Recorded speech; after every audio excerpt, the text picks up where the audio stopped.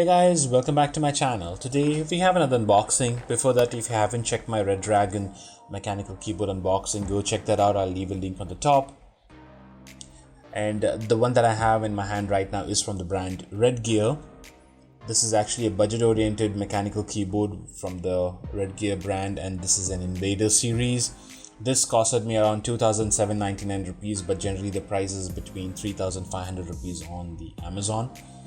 On the top you have the model name, which is MK881.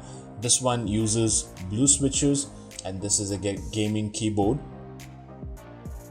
Now the brand these guys are using for the blue switches are from the brand Kale. I have used Otomo, I have used Cherry MX. I'll let you know how good these switches are. These are another set of Chinese switches. Now quick update guys, I have an Instagram account. I'll leave a link in the description. Go check that out. Follow me there and I'll keep you updated, and if you have any questions you could also ask there. Let's open the box. You also have a carrying handle. Now this keyboard comes covered in a plastic wrap, and I have used this keyboard for almost 3 weeks so that I could give you a hands-on experience of how good these keys are compared to the previous keyboard. The keyboard feels pretty solid and it's clicky. At the back you have the Redgear logo, and then you have the Invader series and the model type. And on the top you have the foot pegs. You don't have any wrist support here. That's something that you got to keep in mind. And to remove, you actually have a slot to organize your cable. Now coming to the cable, this is a braided cable. The USB end is gold plated, which is good, which is neat. Let me get that to focus. So let's see what else you get inside the box. You have a key remover tool, and then you have the manual. Along with that you have a sticker on it. Let's keep all these aside. Let's go back to the keyboard itself. To remove the key, you actually use the key remover tool which they provide, but generally you don't need that. You could just use your fingers to pull that out, which is pretty simple. And I have mentioned that these are blue switches. These are clicky, and if you like clicky noise, if you like typing on a typewriter, this is the one that you have got to use, because the actuation force of each key is close to 50 grams, and it's loud, it's clicky, it's noisy. If you don't like loud keys, then you could go check the brown version of this Redgear. Another thing is that compared to these switches, the Otomo blue switches and the brown switches are pretty good. This one actually has a scratchy feel. When you press, each of the keys have that scratchy feel. It doesn't go in smooth, which something which you got to keep in mind. But compared to the price, I think that's a fair share that you could ask for.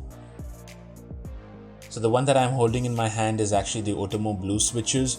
The feel that I get when pressing the blue switches of the Otomo is smooth, it's linear. It's there is a click, but however there is a smoothness when you press the key, which you don't feel in the Kale switches. Now the keyboard is built pretty solid. It's made up of aluminium, so it weighs almost a kg. I'll give you a typing experience now. This is how it sounds like.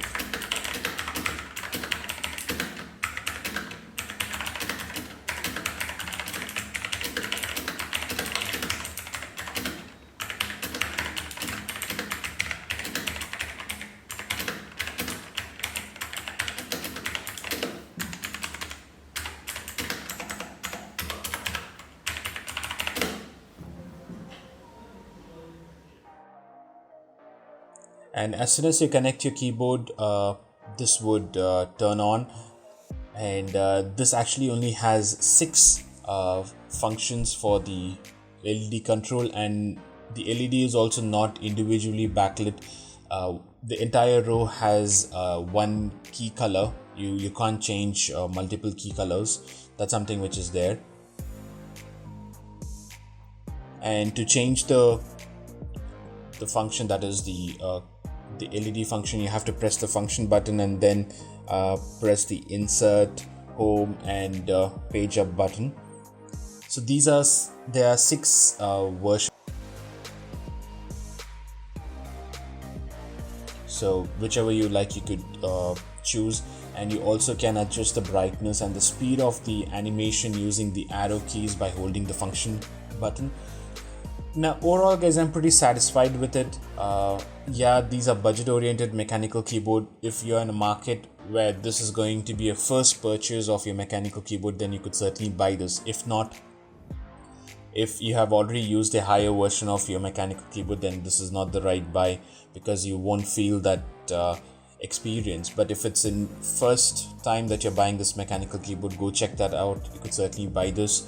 And another key thing is that once you power off your device, whatever settings that you make for your animation are lost. I mean, that they should have actually given a memory so that you could store the last used animation, which is fine.